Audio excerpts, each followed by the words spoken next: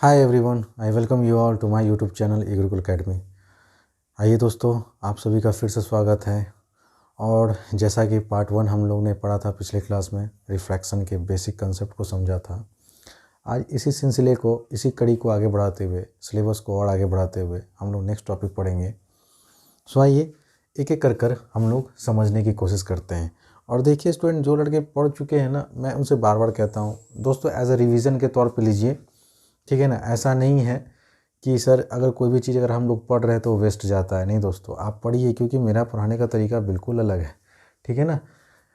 सो ध्यान से पढ़िएगा, आज का क्लास काफ़ी इम्पॉर्टेंट होने वाला है। तो जो लड़के अगर मेरा पार्ट 1 नहीं देखे हैं तो पहले जाके आप पार्ट 1 देखिए रिफ्रैक्शन का, उसके बाद आप आइए पार्ट 2 पे, है ना। तो ये रिफ्रैक्शन का है ना पार्ट 2 है दोस्तों, यहाँ लिख दे रहा हूँ। और डेट है 20/12/2020, ठीक है ना। और अभी टाइम बज रहा है दोस्तों 1:15 PM रात का, ठीक है ना। तो अगर वीडियोस दोस्तों अच्छा लगता है ना तो ज़रूर आप लाइक करें, अपने दोस्तों के साथ शेयर करें और कमेंट करें, है ना। कोई भी क्वेरी होगा दोस्तों, आप कमेंट बॉक्स में आप अपना कमेंट को पूछ सकते हैं। Laws of refraction of light, ये आज का पहला हेडिंग है दोस्तों। सर जिस तरह से आपने मेरे से पढ़ा होगा, अगर लाइट का रिफ्लेक्शन का पार्ट 1, तो वहाँ पे आज हम लोग रिफ्रैक्शन पढ़ रहे हैं दोस्तों। हमने इसको पार्ट बाय पार्ट डिवाइड कर रखा है। पहले हम लोग रिफ्लेक्शन पढ़े, अब हम लोग रिफ्रैक्शन पढ़ रहे हैं।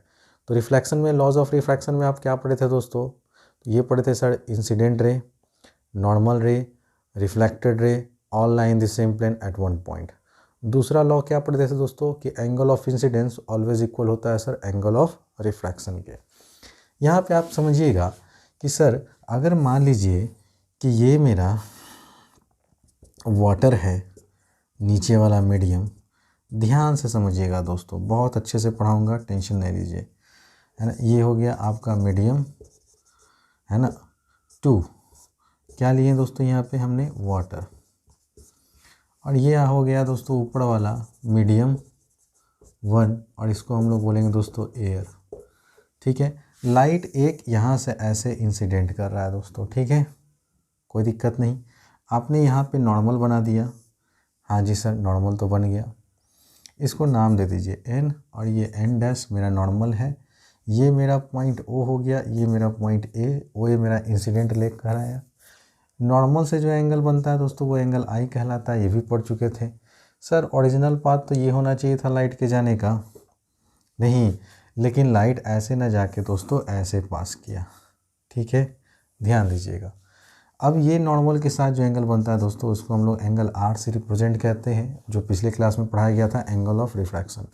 तो ये जो बेंडिंग ऑफ लाइट है दोस्तों, when light travels from one medium to another medium, तो हम कहते हैं sir this phenomenon is called refraction of light. लेकिन मैंने आपको ये भी बताया था दोस्तों कि कभी भी रिफ्रैक्शन ऑफ लाइट को अगर डिफाइन करते हैं ना, तो आप ये इंक्लाइंड ज़रूर मेंशन कीजिएगा, नहीं कि एट सर्टेन एंगल पे इंक्लाइंड होता है। ऐसा नहीं कि नॉर्मली करेंगे तो सर रिफ्रैक्शन की घटना घटेगी, नहीं, वो तो सीधे पार कट जाएगा। आप समझ रहे हैं ना, इस पर बेस्ड अच्छे से क्वेश्चन भी आपको दिखाया जाएगा। तो पहला लॉ आप देख रहे हैं दोस्तों कि सर अगर मैं इसको ओ बी कह दूं, तो ओ बी मेरा क्या था दोस्तों, ध्यान से समझिएगा। Sir this one is refracted रे, ठीक है। सर ये मेरा हो गया नॉर्मल रे, और ये मेरा सर हो गया इंसिडेंट, है ना, ये हो गया इंसिडेंट रे, ठीक है दोस्तों, ध्यान दीजिएगा। तो पहला लॉ क्या कहता है ना, लिखते चले, आप प्रॉपर तरीके से नोट्स बनाएं दोस्तों, ध्यान दीजिएगा, नोट्स बनाना बहुत ज़रूरी है अगर आप बहुत साइंस में अच्छा मार्क्स लाना चाहते हैं। तो हम पहले बोलेंगे sir the incident ray, the normal and the refracted बोलेंगे। इस बार क्या बोलेंगे दोस्तों, रिफ्रैक्टेड, हाँ, रिफ्रैक्टेड रे all lies in the same plane at one point, that is at the point of incidence, ठीक है फ्रेंड्स। उम्मीद करता हूँ सर पहला ना लॉज ऑफ रिफ्लेक्शन में चेंज हुआ था ना लॉज ऑफ रिफ्रैक्शन में चेंज होगा, बस एक वर्ड का चेंजेज होगा। वहाँ रिफ्लेक्टेड रे बोलते थे, यहाँ रिफ्रैक्टेड रे बोलेंगे। अभी आप देख लीजिए ध्यान से, सर इंसिडेंट रे, सर नॉर्मल रे और सर रिफ्रैक्टेड रे एक ही प्लेन पे एक ही point that is point of incidence पे मिल रहा है कि नहीं मिल रहा है दोस्तों? आप बोलेंगे हाँ जी सर, बात तो सही है। दूसरा बोलेंगे the ratio of sine of the incidence angle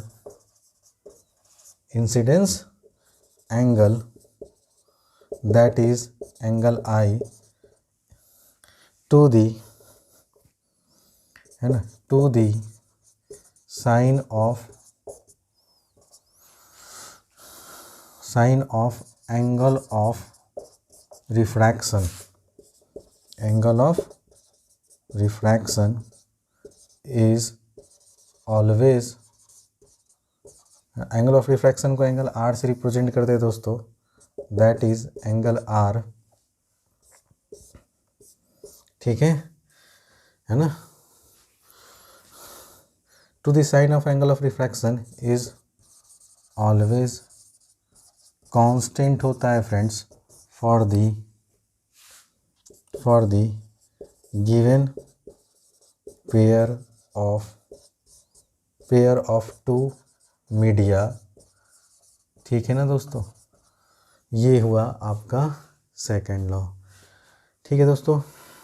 ध्यान दीजिएगा, दैट इज़ आप कह सकते हैं सर कि मैथमेटिकली आप कह सकते हैं क्या सर, है ना, मैथमेटिकली आप क्या कह सकते हैं फ्रेंड्स कि sir sine i upon sine r बराबर कांस्टेंट, ठीक है दोस्तों। ध्यान दीजिएगा, अब इस कांस्टेंट को हम लोग आगे चलकर एक वर्ड आता है म्यू, वहाँ से इसको रिप्लेस करेंगे और ये म्यू क्या है दोस्तों, तो रिफ्रैक्टिव इंडेक्स होता है, ठीक है।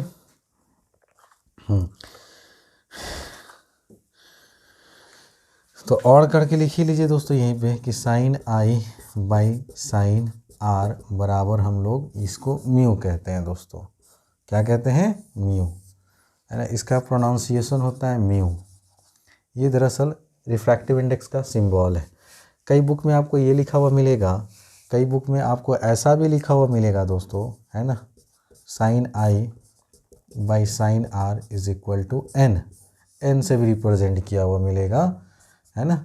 जहाँ इसको, है ना, म्यू कह लीजिए, न्यू कह लीजिए, जो कहना कह लीजिए, लेकिन ये जो कांस्टेंट है ना दोस्तों, इस कांस्टेंट को ही हम लोग आगे चलकर पढ़ेंगे थोड़ी देर के बाद कि सर इसी को कहा जाता है रिफ्रैक्टिव इंडेक्स।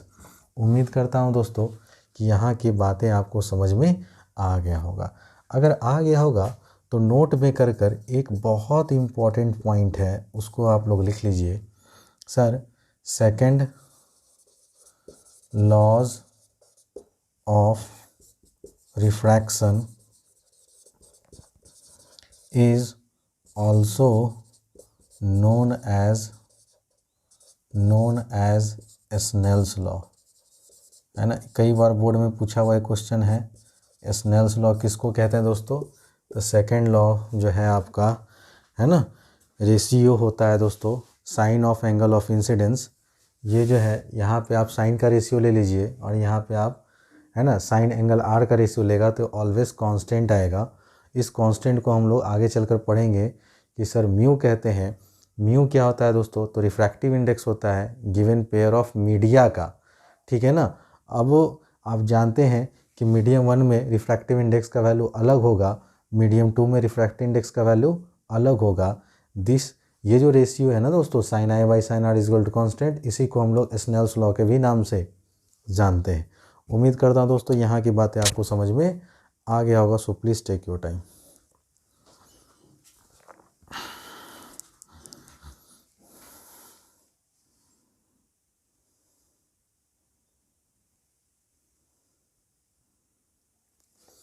आइए दोस्तों, नेक्स्ट टॉपिक जिसके बारे में बात कर रहा था अब वो आ गया, सर रिफ्रैक्टिव इंडेक्स।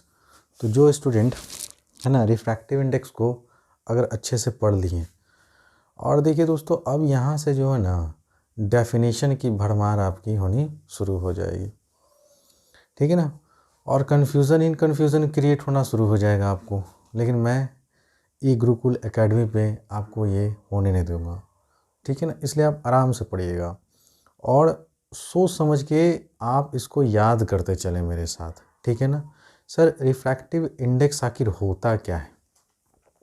जब भी कोई लाइट अगर एक मीडियम से दूसरे मीडियम में आता है तो आप क्या देखे थे सर कि लाइट की स्पीड चेंज करती है।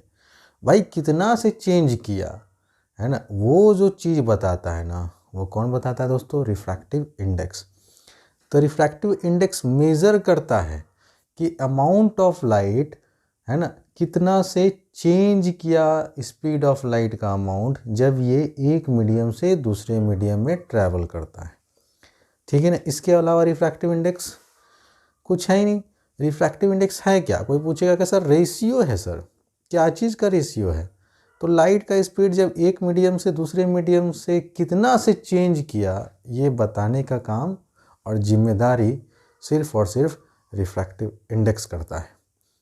अब रिफ्रैक्टिव इंडेक्स हम लोग को पढ़ना है दो तरह का, एक पढ़ना है एब्सोल्यूट रिफ्रैक्टिव इंडेक्स, एक पढ़ना है हमको रिलेटिव रिफ्रैक्टिव इंडेक्स। है सब का सब रिफ्रैक्टिव इंडेक्स ही दोस्तों, बस एक के नाम में आगे एब्सोल्यूट लग गया, एक के नाम के आगे रिलेटिव लग गया। अब चूंकि रिफ्रैक्टिव इंडेक्स एक रेशियो है, रेशियो कहने का मतलब सर न्यूमरेटर और एक डेनोमिनेटर। अब ये न्यूमरेटर और डिनोमिनेटर है तो जाहिर सी बात है ये एक प्योर नंबर ही आएगा, क्योंकि यूनिट से यूनिट तो फाइनली कट ही जाना है, ठीक है ना। आप समझ रहे हैं ना दोस्तों, ऊपर में भी कुछ यूनिट होगा, नीचे में भी कुछ यूनिट होगा, इसलिए यूनिट से यूनिट फाइनली कैंसिल आउट हो जाता। और आप अगर मैथमेटिक्स कभी पढ़े होंगे रेशियो, तो रेशियो का कोई भी आज तक यूनिट नहीं होता है, क्योंकि रेशियो तो कट ही जाना है यूनिट से यूनिट। तो इसलिए रिफ्रैक्टिव इंडेक्स एक प्योर नंबर है, सो इट हैज़ नो ऐसा यूनिट, इसका कोई यूनिट नहीं होता है दोस्तों। ये बात नोट में मैंने अच्छे से लिखवा रखा है। अब आइए sir, refractive index is a measure, है ना, measure of how much the speed of light changes, कितना से लाइट का स्पीड चेंज किया when it enters the medium, air से दूसरे मीडियम में जब इंटर करता है तो अमाउंट ऑफ लाइट कितना से चेंज किया स्पीड उसका, वही दरअसल आपका रिफ्रैक्टिव इंडेक्स है दोस्तों, ठीक है। अब हम लोग ये जान गए सर रिफ्रैक्टिव इंडेक्स एक रेशियो है ना, इस दो मीडियम में लाइट की स्पीड का।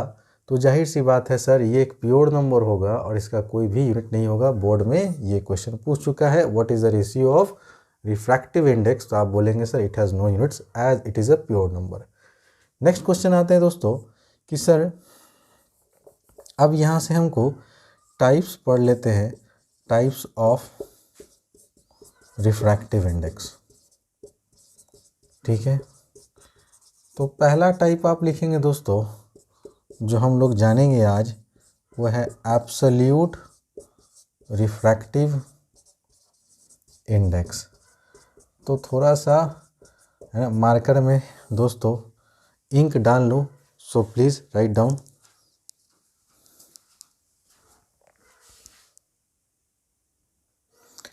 आइए स्टूडेंट, अब हम लोग देखेंगे सर एब्सोल्यूट रिफ्रैक्टिव इंडेक्स। देखिए दोस्तों ये सब कोई टाइप वाइप नहीं है, सब का सब क्या है, एक तरह से बोल सकते हैं सर रिफ्रैक्टिव इंडेक्स ही है, बस इसको एक अलग अलग लैंग्वेज में बस आपको बताया जा रहा है, ठीक है ना। तो जितने भी फार्मूला आएंगे आप ना राइट डाउन करते चले, क्योंकि भड़बड़ के फार्मूला आने वाला है आने वाले सिचुएशन में। तो सबसे पहले जानते हैं सर कि एब्सोल्यूट रिफ्रैक्टिव इंडेक्स किसको कहते हैं और कैसे डिफाइन करेंगे। तो आप यहाँ से लिखिए कि sir absolute refractive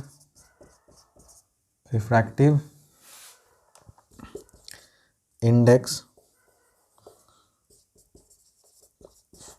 of the medium is defined as the ratio of speed of light in air air और vacuum to the speed of light in the medium. तो ये हो गया आपका एब्सोल्यूट, ठीक है ना। अब एब्सोल्यूट रिफ्रैक्टिव इंडेक्स को या सिंपली रिफ्रैक्टिव इंडेक्स को भी एन से ही रिप्रेजेंट करते हैं। तो मैथमेटिकली आप यहाँ से लिख दीजिए दोस्तों, मैथमेटिकली आप क्या बोलेंगे सर, एन बराबर सी बाई वी, ठीक है ना। जहाँ सी का वैल्यू आपको मालूम होगा, बचपन से पढ़ते आ रहे होंगे, तो कम से कम 8th में या तो 7th में पढ़ ही चुके होंगे कि सर लाइट की स्पीड एयर में या वैक्यूम में कितना होता है। तो आप बोलेंगे सर 3 × 10⁸ मीटर पर सेकेंड। तो एक फार्मूला आपका यहाँ से ये डिराइव होके आ गया। अब एक एक कर सर हर चीज़ को डिस्कस कर देता हूँ। वेयर सर एन क्या रिप्रेजेंट कर रहा है, तो refractive index of the medium, ठीक है। सर सी क्या कहता है, तो सर ये हो गया स्पीड ऑफ लाइट, है ना, इन एयर और वैक्यूम, ठीक है। और सर वी क्या है मेरा, तो वी मेरा है sir speed of light in medium, speed of light in the medium. Medium में क्या स्पीड है लाइट का। अब ये मीडियम कुछ भी हो सकता है दोस्तों, चाहे वाटर हो जाए, ग्लास हो जाए, कुछ भी हो जाए, बस एयर और वैक्यूम नहीं होना चाहिए। अगर आप ये चीज़ समझ गए होंगे। आइए स्टूडेंट, हम लोग अभी बात कर रहे थे एब्सोल्यूट रिफ्रैक्टिव इंडेक्स की। सर एब्सोल्यूट रिफ्रैक्टिव इंडेक्स के बारे में पढ़ा था कि ये दरअसल है ना रेशियो होता है दोस्तों, speed of light in air और vacuum to the speed of light in any medium. मतलब लाइट की स्पीड का रेशियो एयर और किसी दूसरे मीडियम के रिस्पेक्ट में, या वैक्यूम या दूसरे मीडियम के रिस्पेक्ट में। समझ रहे हैं दोस्तों, दरअसल रेशियो है। और अभी आपने फॉर्मूला डिराइव किया था सर, रिफ्रैक्टिव इंडेक्स पूछे तो भी n = c/v, एब्सोल्यूट पूछे तो भी n = c/v। ध्यान दीजिएगा कि सर यहाँ पे c का जो वैल्यू था दोस्तों, वो था 3 × 10⁸ मीटर पर सेकेंड। अब चूंकि c जो होगा ना, speed of light in air, वो सबसे ज़्यादा होगा as compared to any other medium में स्पीड की लाइट के। इसी वजह से c ऑलवेज बड़ा होना चाहिए, किससे दोस्तों, v से। तो हम कह सकते हैं क्या, देयरफॉर एब्सोल्यूट रिफ्रैक्टिव इंडेक्स, जिसको हम लोग किसे रिप्रेजेंट करते हैं दोस्तों, n से, is always greater than 1, that is unity. Unity मतलब होता है दोस्तों 1। तो एग्ज़ाम में ये बोर्ड में पूछा हुआ क्वेश्चन है, ठीक है ना, कि एब्सोल्यूट रिफ्रैक्टिव इंडेक्स जो होता है वो ऑलवेज ग्रेटर देन 1 होता है, इक्वल टू 1 होता है, या लेस देन 1 होता है। तो अगर MCQ में ये क्वेश्चन आता है तो आप क्या टिक लगाओगे दोस्तों, कि सर एब्सोल्यूट रिफ्रैक्टिव इंडेक्स जो होता है ना, वो ऑलवेज ग्रेटर देन 1 होता है। ऐसा क्यों, ये भी क्वेश्चन कल होकर फ्यूचर में पूछेगा, तो आप यही जवाब देंगे क्योंकि sir absolute refractive index n = जो होता है वो c/v होता है, जहाँ c जो होता है दोस्तों वो speed of light in air और वैक्यूम होता है, जो कि कितना के बराबर होता है। तो आप बोलेंगे सर 3 × 10⁸ मीटर पर सेकेंड। और हम ये जानते हैं कि लाइट का स्पीड एयर में हो या वैक्यूम में हो सबसे ज़्यादा होगा एज़ कम्पेयर टू ग्लास और वाटर में, ठीक है। इस वजह से कैपिटल C का वैल्यू ऑलवेज बड़ा होगा V से, ठीक है ना। और C चूँकि बड़ा है V से, तो जाहिर सी बात है जो भी एब्सोल्यूट रिफ्रैक्टिव इंडेक्स का वैल्यू आएगा वो 1 से तो बड़ा ही होगा।